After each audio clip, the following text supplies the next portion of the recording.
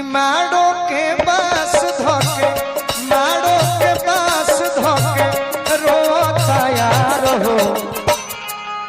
से नूर जन डोली हो भाता हो माड़ो के बास धोके रोता यार हो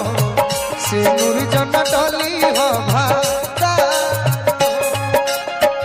काहे होने खाड़ बाड़ू चौका चलो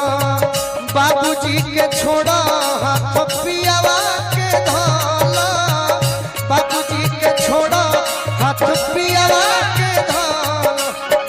राधे श्याम बाबा अब हम रुपया क्या करो